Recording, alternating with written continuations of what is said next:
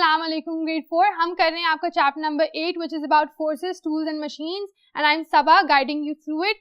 अभी हम क्या करने वाले हैं, आज हम पढ़ने वाले हैं सिंपल मशीन्स के बारे में, क्योंकि ऑलरेडी हम बात कर चुके हैं फोर्सेस की और उसके बारे में सब यूनिट्स को कवर कर चुके हैं। तो आए अब बोर्ड की तरफ चलते हैं। Machines this similar and relevant two forces, क्योंकि उनमें भी काफ़ी ज़्यादा फोर्सेस एक्ट करी होती हैं और फोर्सेस की मदद से इन मशीन्स को बनाया जाता है और देखा जाता है कि ये मशीन्स किस तरह से फोर्सेस को इजीली यूज करके हमारे रेगुलर कामों को आसान बना सकती हैं। यहाँ पढ़ भी लेते हैं। Humans invented machines to make everyday jobs easier. बिल्कुल वही बात हो रही है कि इन्हें मशीन्स इसलिए इन्वेंट की ताकि मशीन्स जो हैं वो हमारी एवरीडे जॉब्स को आसान कर सकें। जो काम पहले इंसान अपनी मेहनत और मशक्कत से करते थे, अब वो किसकी मदद से कर लेते हैं, वही काम मशीन्स की मदद से कर लेते हैं। आपने खुद अपनी सराउंडिंग्स में देखा होगा कि तकरीबन सभी टास्क जो हैं हम रिप्लेस कर रहे हैं मशीन्स को इंसानों के लिए, क्योंकि मशीन्स जो हैं वो फास्टर होती हैं और इंसानों से कम मेहनत लेती हैं। इसमें कई डिफरेंट एग्जांपल्स आ जाती हैं। इवन फार्मिंग में अब आप काफ़ी ज़्यादा मशीन्स यूज़ करते हो, सीड लगाने के लिए, प्लो करने के लिए, हार्वेस्ट करने के लिए, उन सब चीज़ों के लिए आप मशीन्स का इस्तेमाल करते हो। तो अब हम आज इस चैप्टर में और इस यूनिट में ये डिस्कस करें कि मशीन्स जो हैं वो होती तो कई किस्म की हैं, लेकिन हम टेक्निकल और मुश्किल वाली मशीनों की बात नहीं करें। हम किन मशीन्स की बात करें, हम सिंपल एवरीडे यूज की मशीन्स की बात करें, जिससे हमारी रोजमर्रा की जिंदगी काफी कंपैरेटिवली आसान हो गई है, जिनको हम उस तरह से तो नोटिस भी नहीं करते, लेकिन हमें जब पढ़ेंगे और हम जब बाकी ऑब्जर्व करेंगे कि हमारे इर्द गिर्द कितनी सारी छोटी छोटी ऐसी मशीन्स हैं जिनसे हमारी जिंदगी कितनी आसान हो गई है, तो फिर ही हम इनको सही से अप्रिशिएट कर पाएंगे। अब हमारी मशीन्स में हम किन किन चीजों को डिस्कस करने वाले हैं। सबसे पहले है लीवर, उसके बाद है इंक्लाइन प्लेन, उसके बाद है वेज, फिर हम बात कर रहे हैं स्क्रू के बारे में, व्हील एंड एक्सल के बारे में और पुली के बारे में। What roles do these play, इनमें से अक्सर के नाम तो आपने सुने हुए होंगे, जिनके नहीं सुने हम ब्रीफली उनको अभी भी एक्सप्लेन कर देंगे। आए अब हम आगे चलते हैं। The first simple machine that we will be talking about is a lever. Lever क्या होते हैं, आए पढ़ते हैं। लीवर जो है ऑब्जेक्ट को लिफ्ट करता है बहुत आसानी से। So what is it used for, it is used for lifting objects, यानी उनको उठाने के लिए। Arm attached to a place और fulcrum, pressure on one end moves objects on the other end. तो होता क्या है कि इसका एक आर्म टाइप फिगर होता है जो किसके साथ अटैच्ड होते हैं, फुलक्रम के साथ। ठीक है, ये हमने उस पॉइंट को नाम दिया हुआ है फुलक्रम, और या तो उस पर प्लेस्ड होता है या फिर उसके साथ अटैच होता है। फिर उस आर्म से क्या होता है, जब आप एक एंड पे उस आर्म के प्रेशर डालते हो तो दूसरे एंड पे मूवमेंट होती है और उसकी वजह से वो मूवमेंट जो है वो ऑब्जेक्ट को भी मूव करती है। तो हम क्या कह रहे हैं कि हमने एंड पे, एक आर्म के एंड पे जोर डाला, प्रेशर डाला और उससे दूसरा ऑब्जेक्ट जो है दूसरा एंड पे वो मूव कर रहा है। इसकी एग्जांपल हम देख लेते हैं, सीसॉ और ट्वीजर्स। सीसॉ पे आप सब कभी ना कभी बैठे होंगे, अगर नहीं बैठे तो ऊपर पिक्चर में देखो कि हम किसकी बात कर रहे हैं।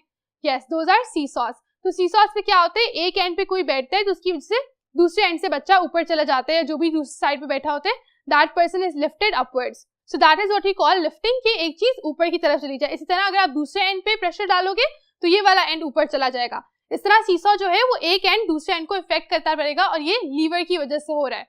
दूसरी एग्जांपल यहाँ हम कह रहे हैं ट्वीजर्स की। ट्वीजर्स होते हैं जो प्लग करने के लिए यूज होते हैं हेयर को, पार्लर्स वगैरह में, सलॉन्स में आपकी अम्मियां जरूर यूज करती होंगी।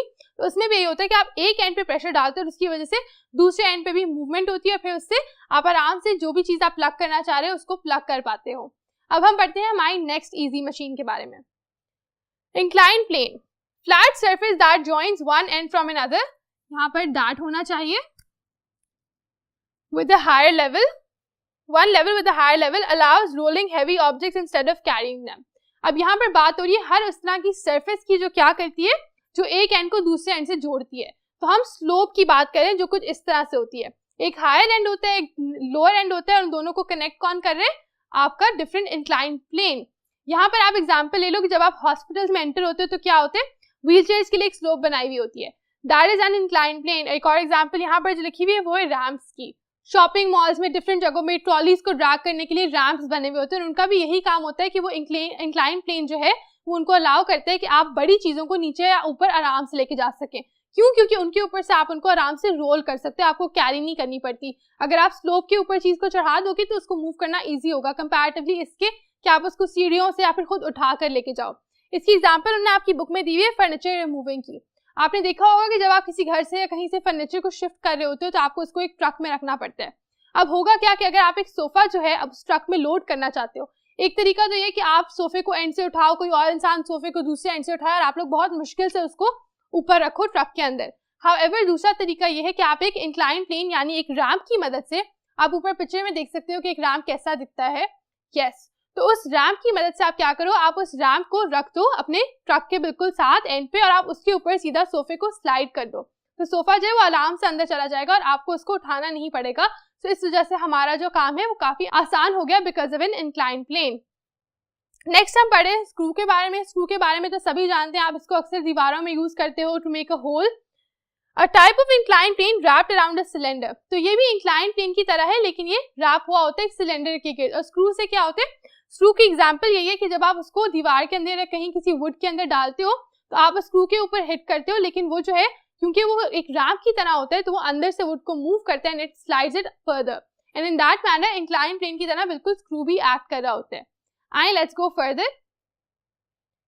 सो what do we have here, अब हम बात करें वेज के बारे में।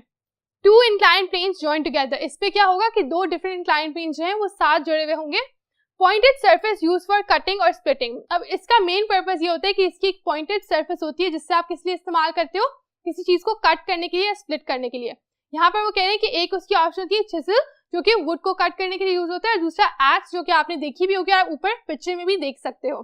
तो these are example of wedge. Wedge जो है वो इसी वजह से इस तरह से एजी होता है ताकि आप आराम से चीजों को कट कर सको, स्प्लिट कर सको। और उसके अंदर हमने उनको बनाया कैसे है, दो इंक्लाइन सरफेसेस को आपने साथ ज्वाइन कर लिया and then you manage to make a forceful device जिससे आप चीजों को कट या स्प्लिट कर सकते हो।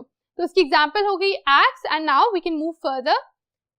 Wheel and axle, wheel and axle में क्या होता है कि wheel join to a pole called an axle. आपका एक व्हील होता है जो एक ऐसे पोल के साथ जुड़ा हुआ होता है जिसको हमने एक्सल का नाम दे दिया। बोथ मूव टुगेदर, दोनों एक साथ मूव करते हैं, कोई एक चीज पहले या एक चीज बाद में मूव नहीं करती। One turns the other turns and movements become easier, इससे क्या होता है कि अगर आप एक चीज को टर्न करते हो व्हील को या एक्सल में से किसी एक चीज को, तो उससे दूसरी भी मूव करती है। इसकी वजह से मूवमेंट बहुत आसान हो जाती है, आपको दोनों पे एक्स्ट्रा फोर्स अप्लाई नहीं करनी पड़ती। इसकी एग्जांपल है एक स्केटबोर्ड। स्केटबोर्ड आप सबने देखा ही हुआ होगा, अगर नहीं देखा तो ऊपर पिक्चर में आप स्केटबोर्ड भी देख सकते हो। सो इन दैट मैनर स्केटबोर्ड क्या करता है, स्केटबोर्ड भी इसी तरह यूज करता है व्हील और एक्सल को।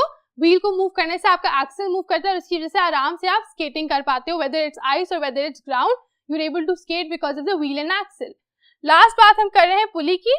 व्हील विद अ रोप और चेन रैप्ड अराउंड इट, तो होता क्या है कि एक व्हील होता है उसके साथ एक रोप या चेन जो है वो रैप हुई भी होती है और उस पे फिर हुक होता है उसके एंड पे। उस हुक के एंड पे आप कोई ना कोई हैवी ऑब्जेक्ट बांध देते हो टू लिफ्ट और लोअर अ हैवी ऑब्जेक्ट, और फिर उससे किसी ऑब्जेक्ट को लिफ्ट करते हो या लोअर करते हो। आप इसकी पिक्चर भी ऊपर एक पुली की देख सकते हो, या आप बहुत कॉमनली चीजों को लिफ्ट करने के लिए यूज करते हो। जिस चीज को लिफ्ट करने के लिए बहुत ज्यादा लोगों की जरूरत होती है उसको एक सिंपल पुली ही आराम से लिफ्ट कर लेते हैं with the help of its forces and alignment. So अब हम चैप्टर नंबर 8 को ऑलमोस्ट कवर कर चुके हैं। हमने स्टार्ट कहाँ से किया था, हमने स्टार्ट किया था टाइप्स ऑफ फोर्सेज से, जहां पे मैंने एक्सप्लेन किया था ग्रेविटी क्या होती है, which is the downward pull from the centre of the earth. उसके बाद हमने बुओयंसी की बात की थी जो कि एक अपवर्ड प्रेशर होता है जो पानी में ऑब्जेक्ट्स ऑब्जर्व करते हैं और उसकी वजह से वो फ्लोट करते हैं। फिर हम आगे गए, हमने बात की फ्रिक्शन के बारे में जो कि सिर्फ सॉलिड्स पे एक्ट करती है, और वो क्या होती है, जब दो सर्फेसेस आपस में रब होती हैं, स्लाइड होती हैं और उसकी वजह से स्लो डाउन कर जाती हैं या स्टॉप कर जाती हैं, तो उसको हम फ्रिक्शन का नाम दे देते हैं। और फिर हम कह रहे थे कि एयर रेजिस्टेंस फ्रिक्शन की तरह ही होती है, लेकिन वो एयर में होती है कि एयर जो है वो किसी ऑब्जेक्ट को स्लो डाउन कर देती है, जिसकी एग्जांपल हमने पैराशूट की दी थी।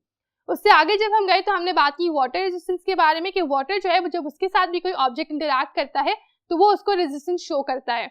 इसके एग्जांपल में हमने डिस्कस किया कि जब आप किसी स्विमिंग पूल में वॉक करने की कोशिश करते हो तो आपको फील होता है कि वाटर का प्रेशर आपको आगे जाने में दिक्कत दे रहा है। फर्दर हम आगे गए और फिर हमने क्या बात की, हम मूव ऑन करके अब मशीन्स के ऊपर। मशीन्स में हमने डिस्कस किए डिफरेंट टाइप्स ऑफ मशीन्स और वो हमारे किन किन काम आती हैं, एग्जाम्पल्स के साथ, इमेजेस के साथ आपने इन सब के नाम सीखे हैं। इंपॉर्टेंट है कि आप अंडरस्टैंड करें ये सब क्या करती हैं, and I want you to be very prepared क्योंकि नेक्स्ट लेक्चर में हम बात करेंगे इसी चैप्टर की रिव्यू एक्सरसाइज के बारे में।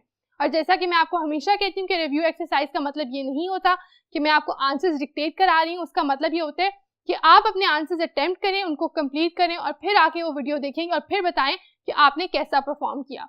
So that will be it for chapter number 8. See you in the next lesson with the review exercise. Take care.